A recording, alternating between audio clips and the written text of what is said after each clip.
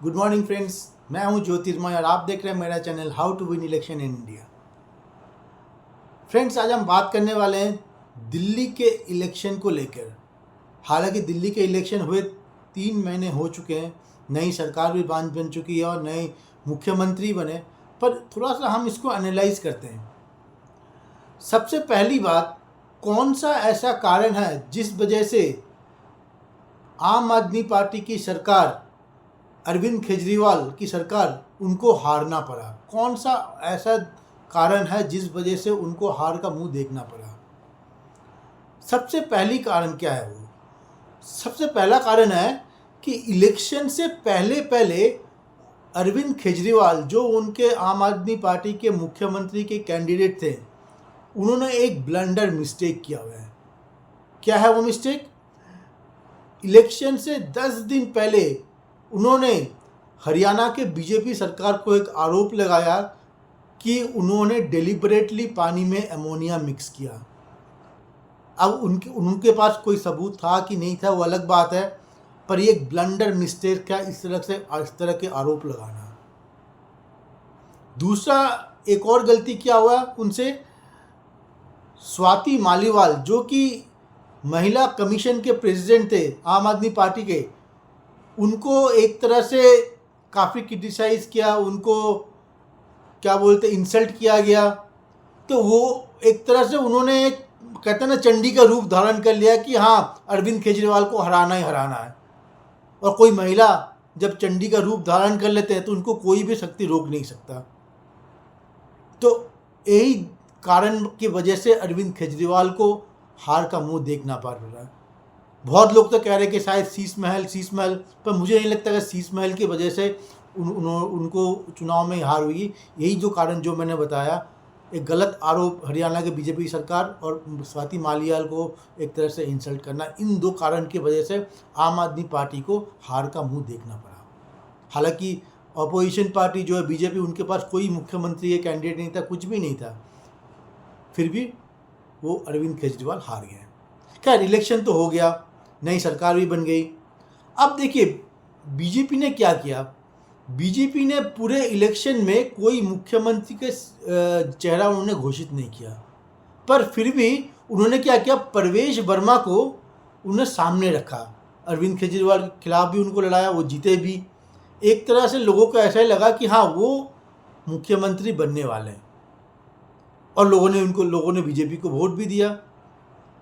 Majority आई, 45 सीटें आई 70 में से, तो अच्छी जीत के साथ सरकार बनाया उन्होंने। तो अब इलेक्शन जीतने के बाद, क्योंकि उन्होंने कोई मुख्यमंत्री का चेहरा घोषित नहीं किया था, अब बीजेपी के पास कोई, बीजेपी ने क्या क्या सोचने लगा किसको मुख्यमंत्री बनाया जाए। 2 हफ्ता टाइम लिया उन्होंने, और दूसरी बात, लास्ट में जाके रेखा गुप्ता को बनाया। अब रेखा गुप्ता इतने जाने पहचाने चेहरा थे भी नहीं वो, और बहुत लोगों को उम्मीद भी नहीं थी, कहीं से लग रहा किसी को बाहर से ले आके बिठा दिया, ऐसा लग रहा था। तो अब ये करने के बाद अब बीजेपी के लिए क्या हुआ, अब मान लीजिए आने वाले चुनाव जो है बिहार या बंगाल में, बड़े राज्य हैं, तो वहाँ पे भी अगर मान लीजिए कोई ऐसा ही कुछ होता है, किसी को सामने देख के अगर चेहरा रखते हैं, लोग अगर सोचते हैं कि हाँ अब ये मुख्यमंत्री बनेगा, पर लोगों का फिर वो ट्रस्ट नहीं आएगा, क्योंकि लोग सोचेंगे दिल्ली में ऐसा ही हुआ था, एक किसी शख्स को रखा गया था, पर जब मुख्यमंत्री की बारी आई थी किसी और को बना दिया गया था। तो बीजेपी के लिए एक बहुत बड़ा एक चुनौती हो जाएगा।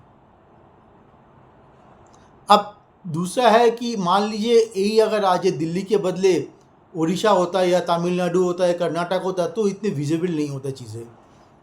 क्यों विजिबल नहीं होता? क्योंकि अब दिल्ली जो होता है ज़्यादा विजिबल होता है, दिल्ली में क्या हो रहा है क्या नहीं हो रहा है सबको पता होता है, पूरे देश को पता हो जाता है। अब ये जो नई सरकार है, ये रेखा गुप्ता के नेतृत्व में, अगर उनको भी डिपेंड करता है, उनको परफॉर्म करना पड़ेगा अगले 6-8 महीने में, बहुत इंपॉर्टेंट है ये। अगर वो परफॉर्म नहीं, अभी से मैं देख रहा हूँ, लोग रास्ते में अगर सड़कों में लोगों से पूछा जाए तो वो कहते हैं कि हम नई वाली सरकार से नाराज़ हैं, पर ये नाराज़गी और बढ़ती रहेगी वो। पर यही अगर मुख्यमंत्री प्रवेश वर्मा होते, जो कि एक्सेप्टेबल फिगर थे लोगों के, तो ये नाराज़गी नहीं होती है, और इसका डिविडेंड फिर आने वाले चुनाव में बिहार और बंगाल में बीजेपी को मिल सकता था। तो बीजेपी के लिए, क्योंकि बीजेपी ने ये, अब जैसे भी हो, जो भी कारण की वजह से जो जिनको लोगों ने चाहा था उनको नहीं बनाया, अब बीजेपी के लिए चुनौती हो गया कि अगले चुनाव में बिहार और बंगाल में जाने के लिए बहुत ज़रूरी है मुख्यमंत्री का फेस को डिक्लेयर करे, कौन मुख्यमंत्री होगा।